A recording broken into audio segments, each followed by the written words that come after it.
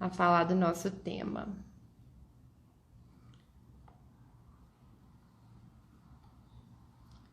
Antes disso, antes da gente começar a falar a prescrição, a transferência, as relações entre psicofarmacologia e transferência, e vínculo e relação médico-paciente, relação, relacionada ao ato da prescrição, eu queria só dizer que quero agradecer muito as sugestões enviadas para novos temas neste ano de 2022.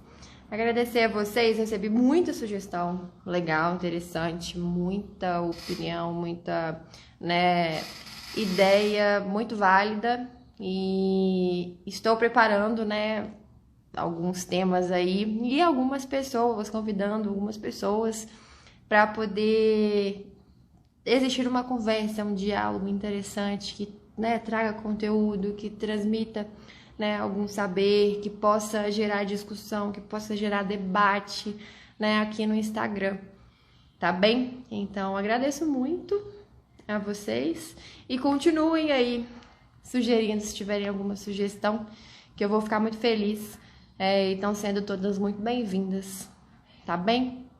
E aí, falando nisso, a gente vai fazer isso, eu vou iniciar essas lives com maior frequência e ficar mais ativa no Instagram a partir de março, que como eu disse, é quando a minha residência finaliza, ela finaliza no final de fevereiro, e aí terei mais tempo livre para poder trazer temas, convidar pessoas, preparar conteúdos, porque a gente precisa de estudar para poder preparar um conteúdo de qualidade, e também nos preparar para poder convidar pessoas e fazer perguntas relevantes, e discutir com essas pessoas para poder fazer uma conversa interessante aqui no Instagram, no YouTube, nos outros meios de comunicação. Então eu convido a vocês aí a estarem por aqui desde agora e principalmente em março, onde as coisas ficarão mais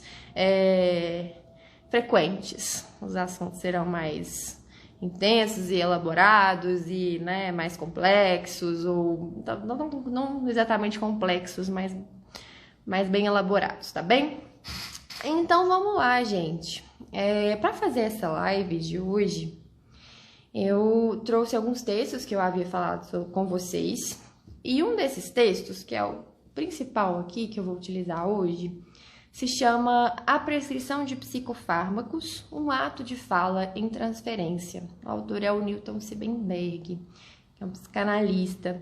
E aqui a gente vai estar falando sobre coisas relacionadas ao ato médico da prescrição, os efeitos clínicos disso, os efeitos simbólicos. Vamos conversar sobre diversas questões que vão afetar a prática, tanto do profissional médico, psiquiatra que faz a prescrição, quanto a atuação também de profissionais de diversas áreas, de psicólogos, de terapeutas ocupacionais, enfermeiros, médicos generalistas, psicanalistas, de pessoas de diversas áreas relacionadas à saúde mental. Então, que bom contar com a presença de vocês todos aqui. E aí, quando a gente fala do efeito da prescrição de uma medicação, pensando principalmente aqui no psicofármaco, a gente está dizendo, nosso foco aqui é falar de um efeito que vai para além do efeito orgânico, do efeito na neurotransmissão, do efeito bioquímico. Só que eu quero fazer uma ressalva aqui, que eu não estou dizendo que não há esse tipo de efeito, pelo contrário.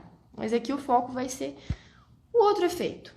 Mas a gente precisa de considerar que além desse efeito relacionado a aspectos simbólicos, aspectos transferenciais, existe um efeito bioquímico, da neurotransmissão, um efeito orgânico, e eu não estou negando isso, só que o foco vai ser outro, beleza? E o ato de prescrever, segundo esse autor, seria o fechamento de uma cena, Agora eu vou até ler aqui o que ele traz no texto.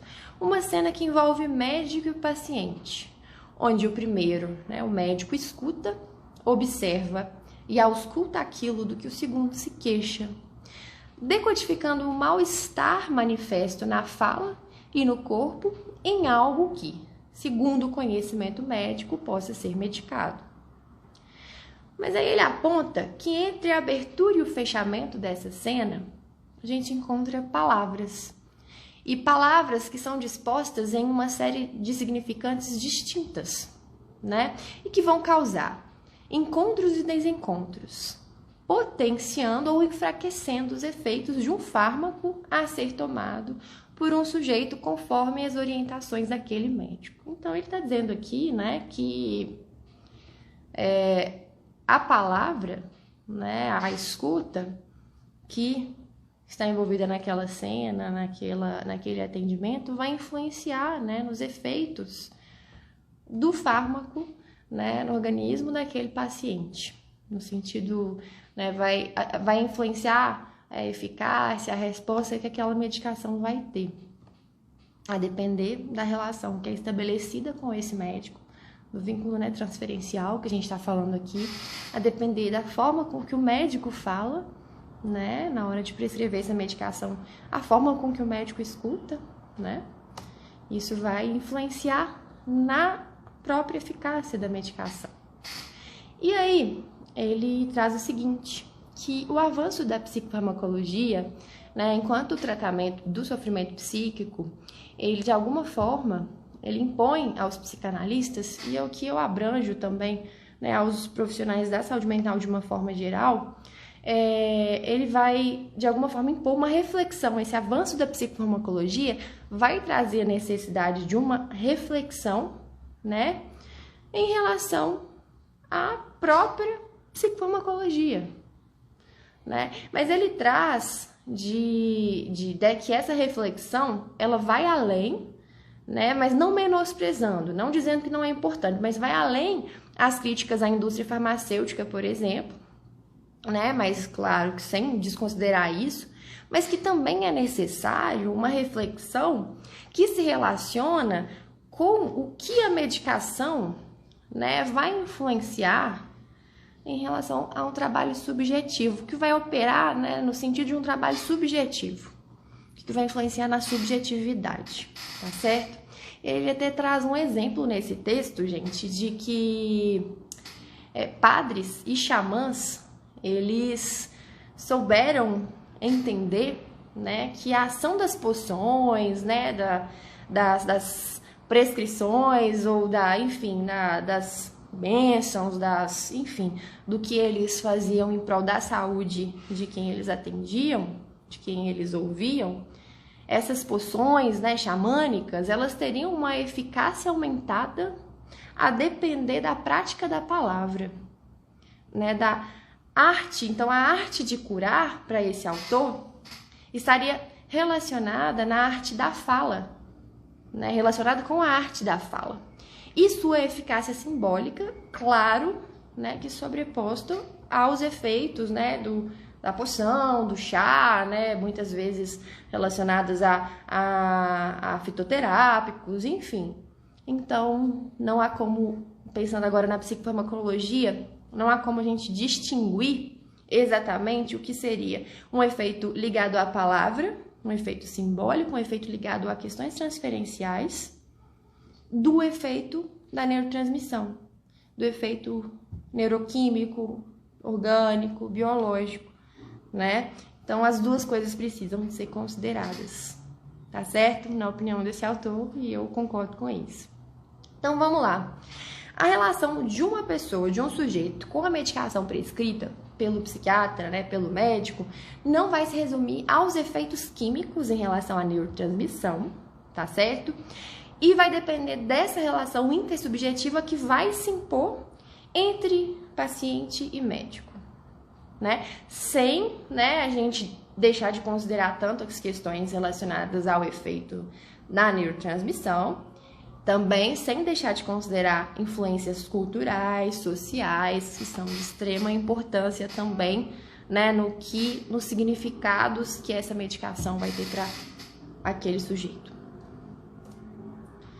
Então, vamos lá. Aí, um outro ponto para a gente considerar é que existem pacientes que é comum acontecer na clínica situações em que o paciente recusa ou demanda determinada medicação a depender do significado imaginário relacionado àquela medicação, né? Que está relacionado, né, ao significado metafórico, né, vinculado ao discurso social em relação àquele psicofármaco.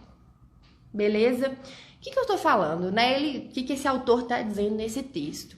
É o seguinte, por exemplo, no caso dos antipsicóticos, o próprio nome antipsicóticos, ele pode gerar um efeito, né? Aí ele traz que pacientes, né, com estrutura psicótica, com quadros psicóticos, eles podem recusar, e a gente vê isso na prática, né, recusar a medicação antipsicótica, porque o próprio nome antipsicótico, né, já está relacionado a um diagnóstico que carrega, né, a questão da loucura, né? Então isso vem de alguma forma colado.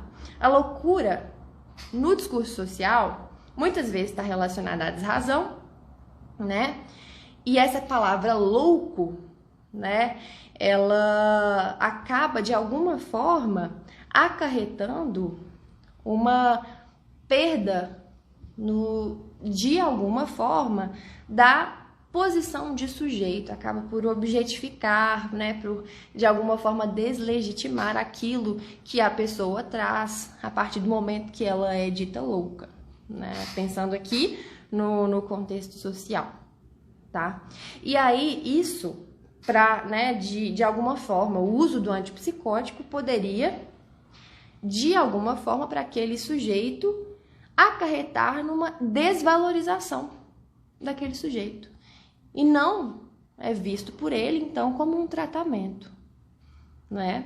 E aí, ele coloca no texto também que, por exemplo, as campanhas publicitárias relacionadas à fluoxetina, né, principalmente na época em que ela foi lançada, né, as campanhas publicitárias do Prozac, o nome comercial da fluoxetina,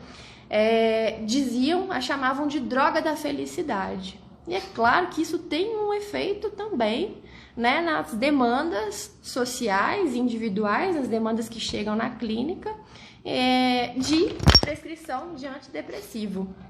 Então, novamente o nome influenciando, né, a palavra influenciando a forma com que a pessoa demanda ou recusa a medicação. E, novamente, isso tudo interligado a um contexto social, a um discurso social, né, um discurso social tanto relacionado à loucura, né, de alguma forma um discurso que, a partir do momento que o sujeito é considerado louco, de alguma forma a sua posição de sujeito é desvalorizada, né, e uma sociedade em que, né, pensando aqui no imperativo da felicidade, uma necessidade de felicidade a qualquer custo, algo que pode estar ligado a uma demanda maior de prescrição do que seria a droga da felicidade, como as campanhas publicitárias da época, né, nomearam o Prozac, a droga da felicidade.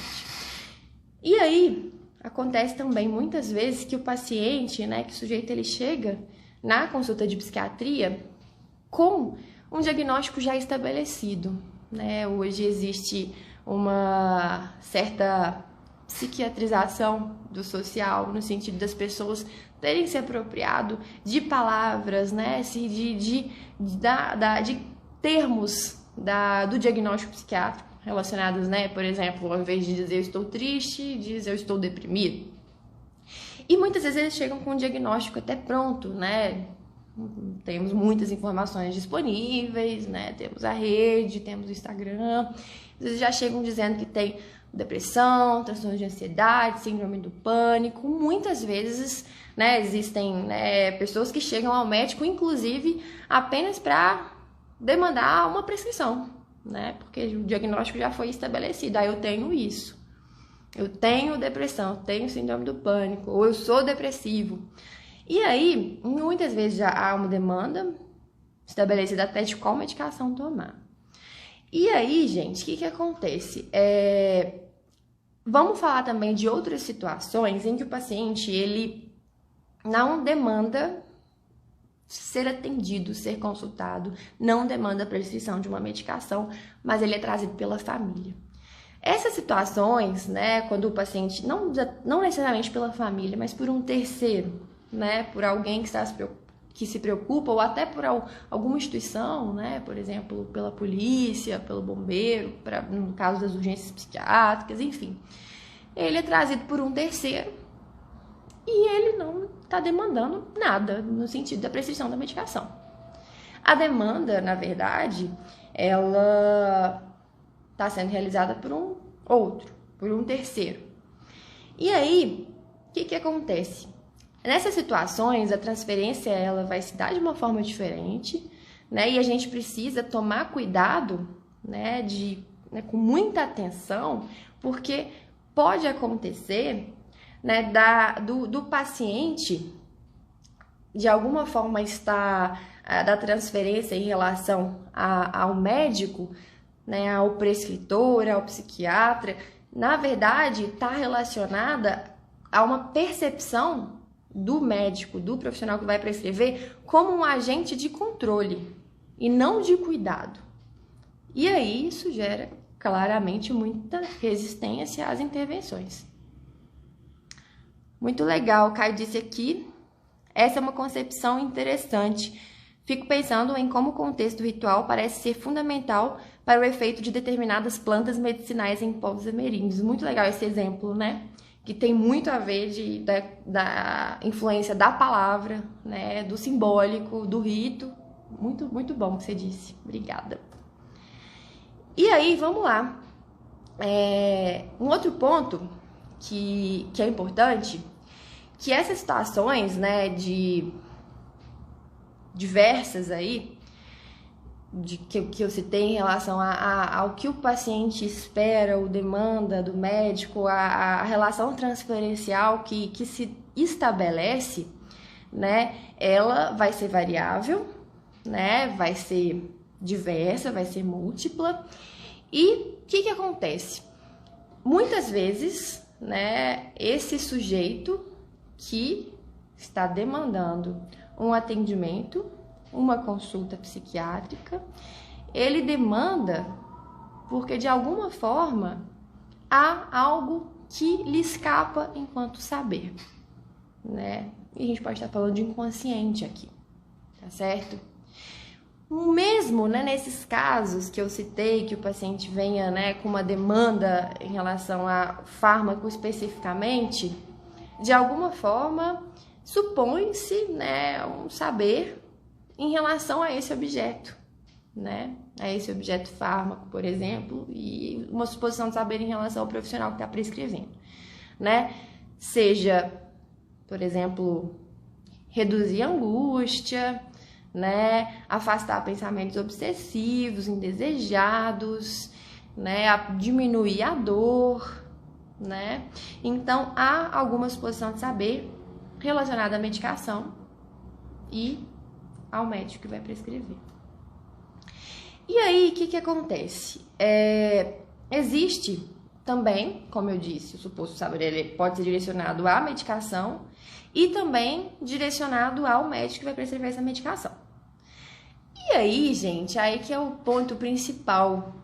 A maneira como o médico, né, como aquele que vai prescrever, vai se colocar diante daquilo que o sujeito supõe, né, em relação a ele, isso vai ser muito importante e determinante para que se construa o laço transferencial, tá certo? E aí o autor do texto, Nilson Siebenberg, ele coloca o seguinte, eu vou até ler a frase que ele cita aqui, que é uma frase bem importante. O paciente, ele vai escutar a palavra do médico, não pelo sujeito gramatical, né? Não pelo sujeito do enunciado científico, mas vai escutar a palavra do médico movido por suas condições de enunciação.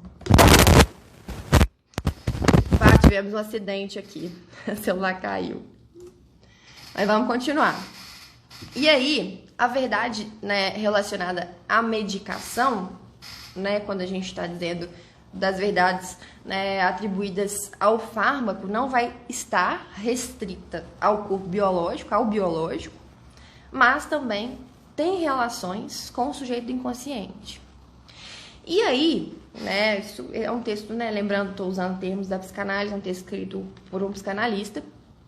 E aí, no final das contas, a prescrição da medicação ela vai ter relação tanto aos efeitos, né, de neurotransmissão, né, os efeitos orgânicos, e também aos sentidos imaginários, as representações simbólicas, né, que vão interferir, né, fortalecendo ou enfraquecendo a eficácia dessa intervenção clínica, inclusive no sentido da intervenção farmacológica, né? Então vai ter uma influência na forma com que o laço transferencial vai se constituir, as representações imaginárias, né, simbólicas, e isso vai interferir, influenciar no efeito da medicação, tá certo? E a gente até pode fazer algumas conexões em relação a esses efeitos aí relacionados à palavra, à transferência, ao efeito placebo, né? A gente sabe que na psicofarmacologia, né, principalmente antidepressivo, tenta-se, né, excluir nos estudos o que seria efeito placebo relacionado à medicação, e o efeito placebo é considerável, até em termos estatísticos, em porcentagem, assim, né? E aí o Caio, deixa eu ver o que ele falou. Penso também na relação entre o efeito farmacológico e o efeito que você chama de simbólico. A maioria das drogas demora de 3 a 4 semanas para começar a fazer efeito. Como que essas coisas se relacionam? Isso é interessante, né?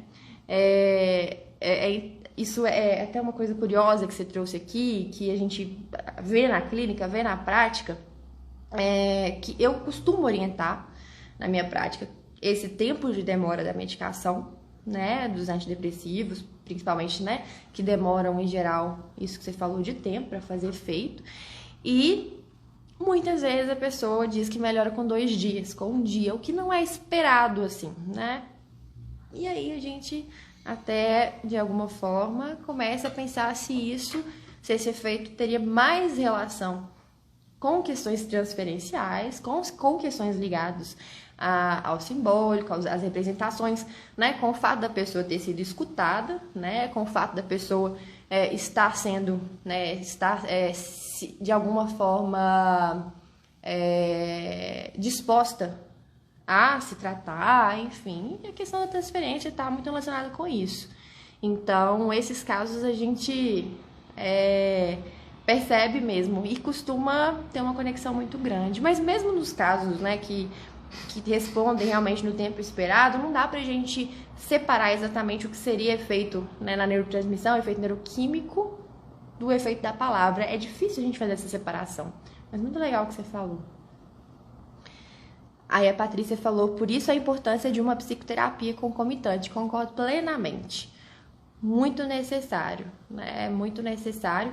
E aí que um outro ponto que eu gostaria de trazer, que é a necessidade dos profissionais, né, psicoterapeutas, psicanalistas, profissionais das áreas de saúde mental, estudarem um pouco de psicofarmacologia, né, para estudar tantas questões relacionadas à psiquiatria clínica, né, que é essa psiquiatria mais baseada na medicina, baseada em evidências, da psicofarmacologia, da neurociências, e também estudar essas questões que a gente está trazendo aqui, dos efeitos simbólicos, da questão da transferência e da prescrição, enfim, isso eu considero muito importante, porque vai chegar, né, cada vez, é crescente o número de pessoas em uso de psicofármaco, né, não estou dizendo que todos os casos seriam necessários, a gente sabe, a gente fala aqui de medicamentalização, há casos que considero necessários, há casos que não, mas enfim, a questão que eu estou querendo trazer aqui é que há realmente um uso crescente de psicofármaco e pessoas que estão em uso ou que demandam usar ou que demandam parar vão chegar até os consultórios, né, de psicoterapeutas, vão chegar aos serviços do SUS, né, aos serviços substitutivos, à rede, vão chegar aos postos de saúde. Então, acredito que seja muito necessário que não apenas psiquiatras tenham esse tipo de conhecimento. Claro que não estou dizendo aqui que os profissionais médicos vão prescrever, né? Mas o fato deles não prescreverem não quer dizer que eles não necessitam de entender sobre psicofarmacologia. Então, pensando nesses dois aspectos, né? Na visão da psiquiatria hegemônica, né? Dos protocolos da medicina baseada em evidências, mas também pensando nesses efeitos simbólicos, imaginários, no discurso social, de como que isso afeta a percepção do paciente em relação à medicação e os efeitos que isso produz também, né? Terapêuticos, ou iatrogênicos, ou enfim, os efeitos que isso causa na clínica. E aí, vamos lá, gente. Essa é a minha proposta de hoje, é de ser uma live um pouco mais curta e de conversar mesmo com vocês. Então, vocês vão mandando pra cá mensagem que eu tô lendo aqui. Vamos lá. Vocês podem ficar à vontade para falar. A Patrícia falou, farmacologia é importante, minimamente como saber sim, medicamento é importante. Sim, interessante. Mas pode, ó, Caio, pode falar aí, ó, pode ficar tranquilo, que a intenção da live é essa mesmo, é de conversar. Deixa eu ver se faltou, se eu pulei alguém. Só um minuto antes de eu seguir aqui a exposição teórica. Vamos lá. Gente, se eu tiver pulado alguém, a pessoa puder repetir aí o comentário, fique à vontade. Então, vamos lá.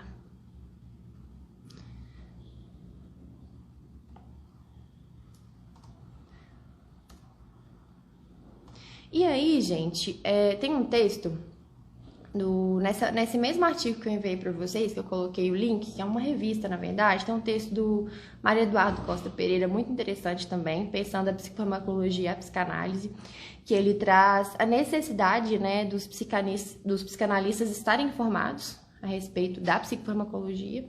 E, novamente, eu expando para outras áreas, né, para outras abordagens, e considero de extrema relevância isso. Porque muitas vezes há uma certa repulsa, assim, de não, medicação é de outra área, de outro campo, não vamos saber disso. E, de alguma forma, isso, né, há uma perda, né, há uma perda nessa postura de alguns profissionais, na minha perspectiva e na perspectiva deste texto, né? Então, até esse autor, ele coloca o seguinte: pode-se perguntar se a psicanálise tem estado à altura de responder às novas questões colocadas pela psicofarmacologia de uma forma que vá além de certas generalizações já bem conhecidas e de petições de princípio. Ou ainda mais simplesmente, estão os psicanalistas suficientemente informados dos termos mesmos do debate contemporâneo nesse campo, de modo que possam se situar de forma pertinente face a essas novas questões? Então, ele faz essa interrogação, porque é necessário uma posição, né, dos profissionais vinculados à psicanálise, dos profissionais de saúde mental, enfim. Isso tem uma importância, né, na medida em que está muito disseminado o uso, né, o uso também, além de dizer dos excessos, é preciso dizer que em algumas situações é de fato necessário, né, é de fato importante. E essa questão dessa articulação do trabalho, até que o Maurício perguntou aqui, e a articulação de psiquiatras e psicólogos, ela é muito necessária, né? Ela é muito importante por conta, né, de se tratar, em geral, quando a gente está falando de uma mesma pessoa, né? Então, essa discussão, essa conversa é muito importante. E aí eu considero importante, né, que para que essa conversa seja uma conversa rica, que haja das duas partes esse interesse, né? Tanto o interesse por parte do profissional da psiquiatria em relação ao processo terapêutico, né, e sem especificar uma abordagem específica, né, tanto pelo processo psicanalítico, e também o interesse do profissional da psicoterapia, da psicologia, da psicanálise, de ter essa conversa, né, relacionadas às questões diagnósticas, que eu não estou dizendo exatamente DSM aqui não, também, né, mas existem, né, outras questões também a serem pensadas para a construção do caso, né, para pensar junto nas questões que estão relacionadas às questões da subjetividade, as questões medicamentosas, que, lembrando agora novamente, as questões farmacológicas também têm a ver com subjetividade, que a gente está falando muito aqui, né, com essas questões transferenciais, então isso é de muita importância. Obrigada. Agora, Patrícia também falou, psicanálise faz muito sentido na psiquiatria e uma boa e profícua interlocução. É muito necessário, né? Essa interlocução, eu considero ela muito necessária. Principalmente em determinados casos, né, em que há essa necessidade de encaminhamento para a psiquiatria e o paciente, né, já é conhecido do psicólogo, psicanalista, que já acompanha há mais tempo. Isso é muito importante. Até porque eu costumo dizer, né, a gente da psiquiatria, até temporalmente, a gente vê menos vezes, né, o paciente, o psicólogo e os profissionais, né, da análise, das terapias, enfim, estão mais próximos, né? E não só por isso, a construção, quando ela está presente, costuma ter muitos benefícios. A construção do caso, ela traz muitos benefícios para a condução do tratamento, para a condução, né, terapêutica, de uma forma geral, para o paciente. E aí, vamos lá.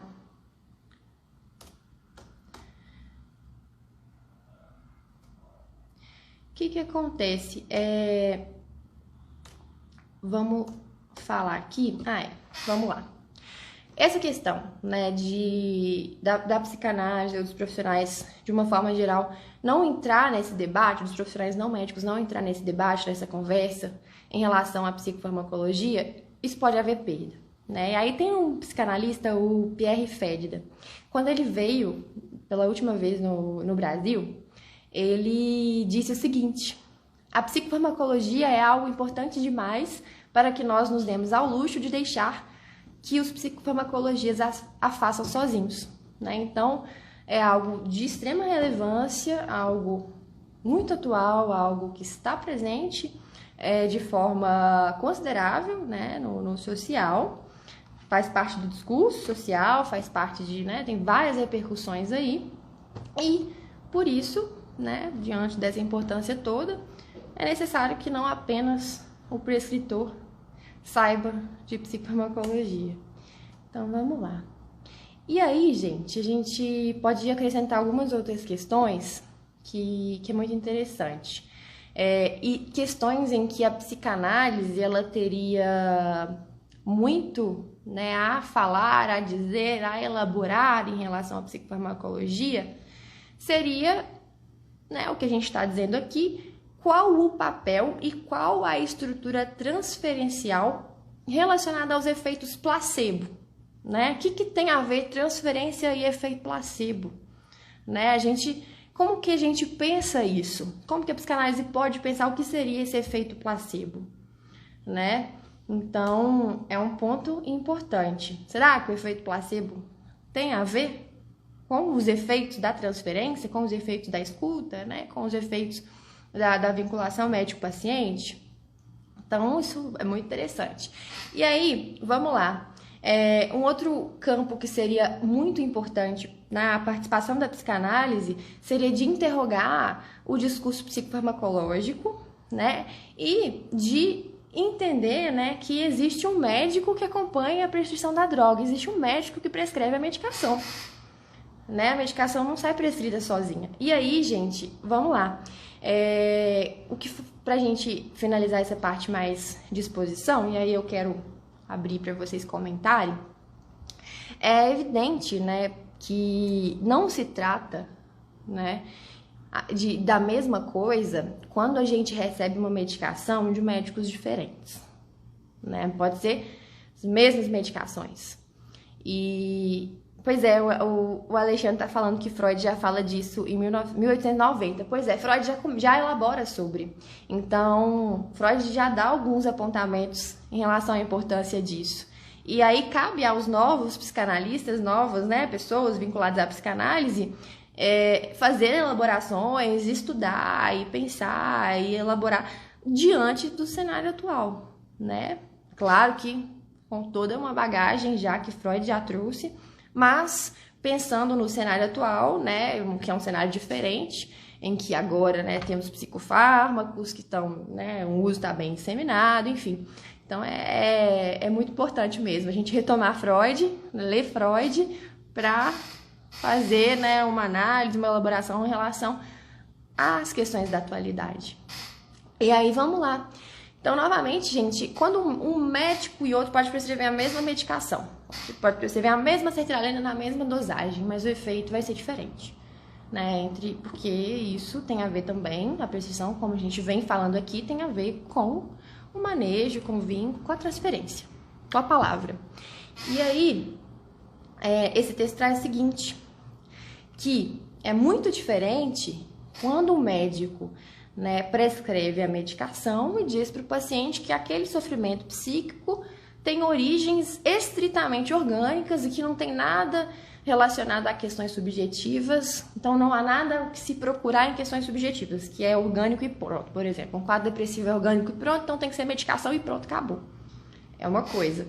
Agora, se o médico que prescreve, né, dizer que o medicamento vai trazer um alívio do ponto de vista sintomático daquele sofrimento psíquico, mas que, né, vai sugerir que o paciente, né, necessita de se colocar em questão, né, colocar em questão, né, os significados envolvidos, né, na emergência daquele sintoma naquele momento específico da sua existência, né, o que esse sintoma está fazendo aqui nesse momento.